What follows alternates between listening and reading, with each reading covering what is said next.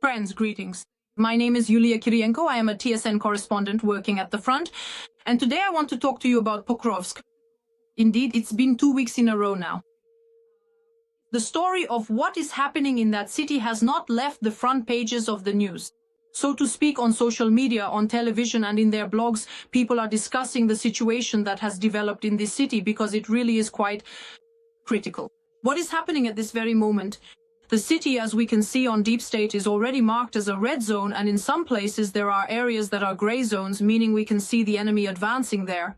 Although the general staff is very skeptical about such definitions used by journalists, like saying the encirclement is complete or that there are blocked units standing on the outskirts of the city, let's look at what the map shows and understand that. Still, this is indeed the case. So what happened in Pokrovsk? Through the village of Zvirove to the southwest of Pokrovsk, the first Russian sabotage and reconnaissance groups began to infiltrate as early as 2 weeks ago, and in quite a significant manner, let's put it that way. These were dozens of soldiers who began to infiltrate the city and tried to establish positions there.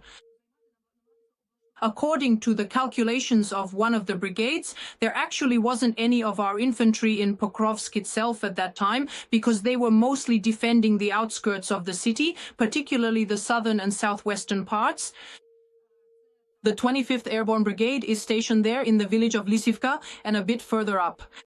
In particular, it is these sections of the front that the 25th has been holding for over a year and a half. And so 2 weeks ago, this infiltration began, as they say.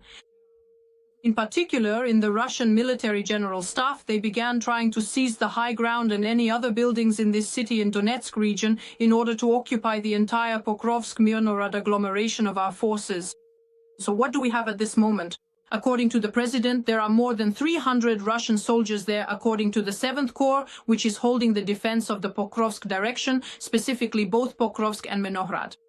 Up to 11,000 Russian troops have been gathered by the Russians specifically to attack this direction. What are we seeing now? The northern part of Pokrovsk is completely grey. The Russians are trying to infiltrate. Towards Raishin, there we have alternative roads for our troops, and they are trying to take them under fire control with drones. And then to advance further into the village of Rivne, which is already to the southwest of Pokrovsk, right on the road to Mirnorod. We can see that, in fact, just a week and a half ago, the Russians were on this road that leads from Pokrovsk to Mirnorod, or more precisely, all the way from Pavlohrad. They raised the Russian flag there, and of course, within an hour and a half, our soldiers had already taken it down. But nevertheless, it was telling that in this part of Pokrovsk, Russians are already starting to gather and are heading toward the railway. Right now, the fighting is taking place precisely at such infrastructure sites, where either the Russians are trying to gain a foothold one way or another, or our troops are trying to hold their positions. This includes in particular the railway tracks, which divide the city, in fact, and right now clashes are taking place at the railway depot as well as at the fire station depot. The Russians are trying to advance northward and further west, while our troops are resisting these attempts. Of course, as soon as the situation began to escalate, the commander-in-chief gathered reinforcements from our troops, and now fighting there are units of the Special Operations Forces, fighters from the Alpha Group, the Security Service of Ukraine, as well as assault troops. In fact, what we see in the video shown to us by the General Staff of the 8th Corps is that our soldiers are destroying everyone they see on the city streets, specifically Russian military personnel, using drones to prevent them from gaining a foothold. What is known at this moment. Indeed, fighting is taking place in the urban area. The most important thing here is that the Russians have not managed to secure any strategically significant intersections. This gives us an advantage. Of course, both sides are trying to take control of the commanding heights. What does that mean? These are the high-rise buildings in the city's residential districts. That's a rule of war. Whoever controls the commanding height controls that section of the front. In fact, from this commanding height, that is, from the high-rises, drones can be launched, they can reach farther, they can observe farther, and they can strike at the infantry or assault troops trying to advance through the city. That's exactly what's happening right now. And in some places, local assault groups, ours or the Russians, are trying to, let's say, fight each other to determine whether a particular high-rise will be held by our troops or by the Russians. So of course now both military experts and many correspondents are talking about whether we might lose Pokrovsk. In fact, there is a suspicion that this could happen because when fighting takes place in the city, it becomes much harder to stabilize the front line, if you can even call it that now, since in reality there isn't one at the moment, because after all, it is so volatile that today one high-rise might be held by our troops, but by tomorrow the Russians are already trying to storm and capture it. And then it changes again. So you can only say one thing. The battle continues and it is truly difficult. The main thing now is not to let the Russians move northward, which we can see they are still trying to do.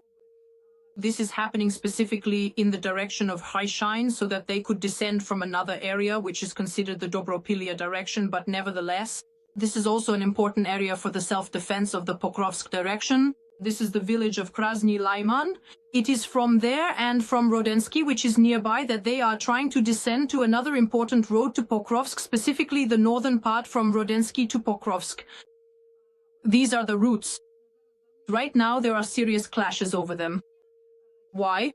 Because if the Russians do manage to fully occupy the northern outskirts, cross this road completely, the one that leads from Pokrovsk to Mirnohrad, move up to Rishayne, and at the same time descend from the side of Krasny Lyman, we can understand that in that case the logistical routes connecting our troops who are holding the defense in Mirnohrad would be encircled. Because, of course, this city is quite close to Pokrovsk, and if Pokrovsk is ultimately lost, then the situation in Mirnohrad, which is currently about 75% better, will still deteriorate even further. Our troops are there as well, our paratroopers and our marines, who are still holding the city. It is important to note that the Russians are still trying to attack the southern parts of the city, but our paratroopers and marines are actively driving them out from there.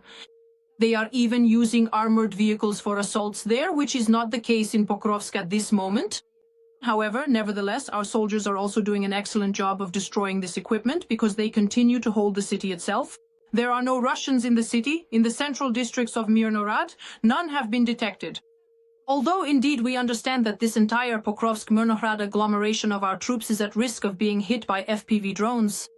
In fact, this is the main problem and the reason why the situation in Pokrovsk turned out this way. Of course, the situation that developed there 2 weeks ago, when we saw the active infiltration of Russian troops, is already the result of a prolonged situation that had been unfolding since the end of spring. What am I talking about? At the end of spring, at the end of April, in May, and already actively in July, a Russian unit called Rubicon entered the Pokrovsk-Mirnohrad direction.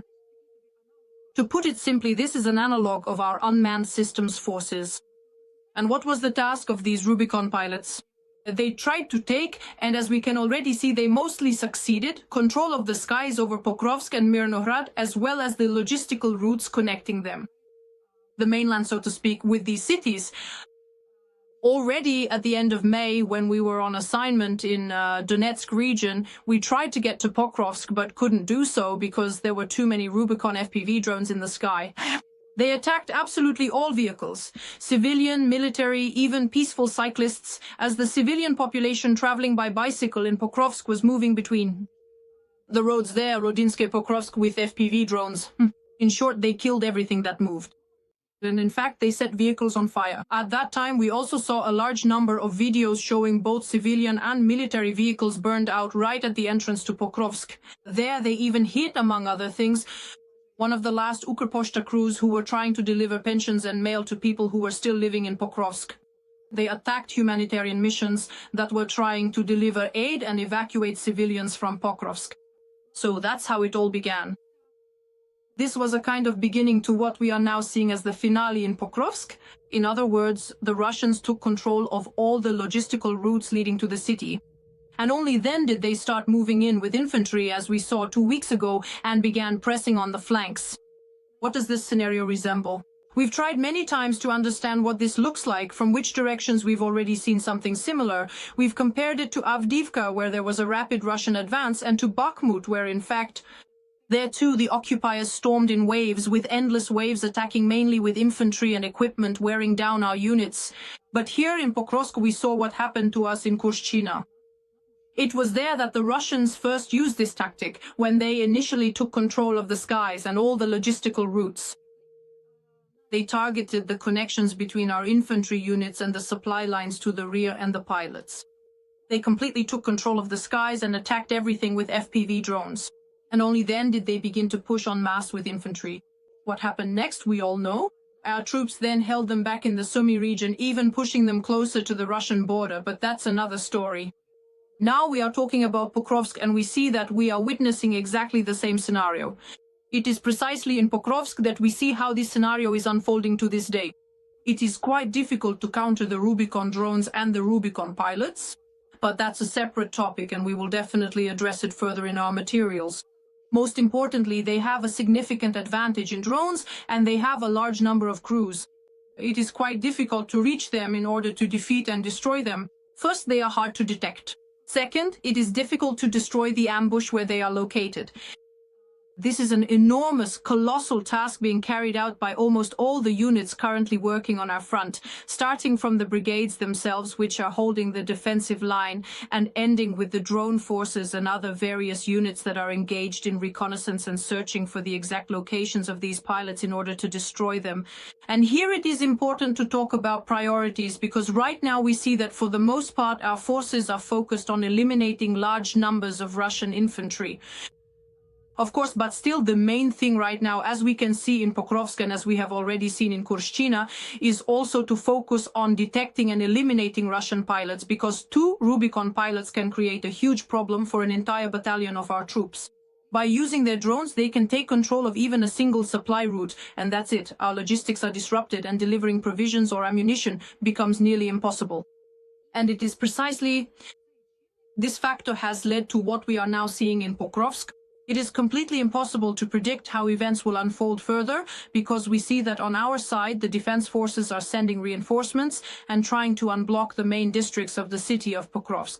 We have already seen attempts by our assault troops from the Skelya unit to raise the Ukrainian flag in the city center. This is a good symbol to show that our troops are present in the city, but it also hints that fierce fighting is still ongoing there.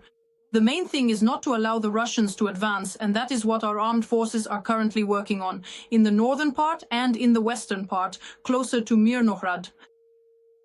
This is in fact the general situation of what is currently happening in Pokrovsk. I tried to tell you in more detail about what led to the development of exactly the kind of situation we are witnessing now. We could really talk at length about countering Russian pilots. This deserves a separate episode, and of course we will return to this topic.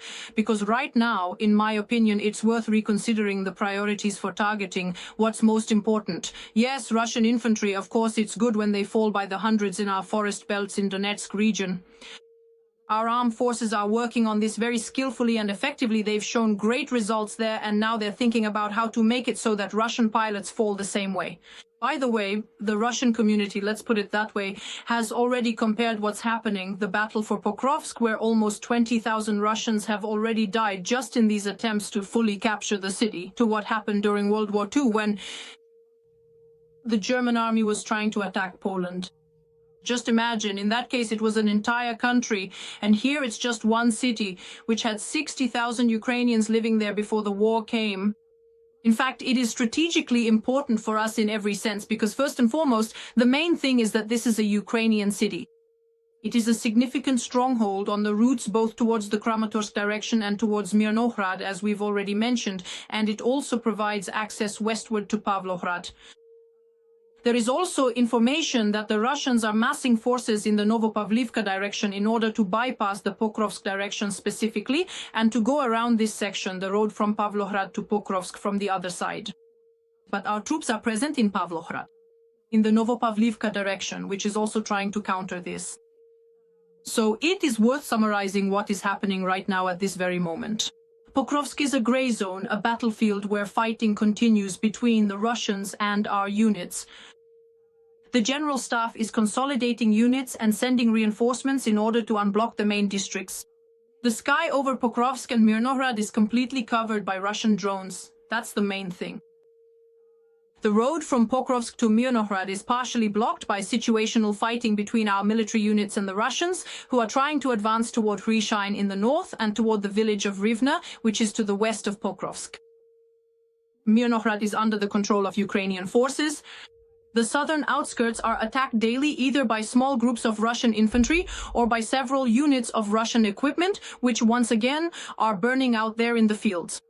Our infantry still remains on the southern outskirts of Pokrovsk, as can be seen on the deep state map. It continues to hold this direction as well in order to prevent further Russian advances specifically toward Myrnohrad. In fact, events there are still unfolding, and it's difficult to predict what will happen next. Of course, there are opinions from some individual officers that Pokrovsk has only 2 to 3 weeks left, but that's a rather cringe conditional phrase, 2 to 3 weeks.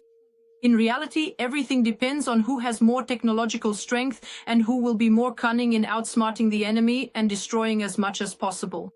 Everything the General Staff said about decisions being made there, of course, will not be public and will remain secret. We are all waiting for these decisions, hoping that the infantry on the southern outskirts will hold out until now and still do, even though the logistics for them are extremely difficult. That's why they have to deliver provisions and ammunition there by drones, and the infantrymen have been holding their positions for over 100 days now, which is quite a serious exhaustion for any active fighting. Meanwhile, the Russians continue to assault these southern outskirts, in fact. But the main thing is that the battle is still ongoing and it's too early to draw any conclusions.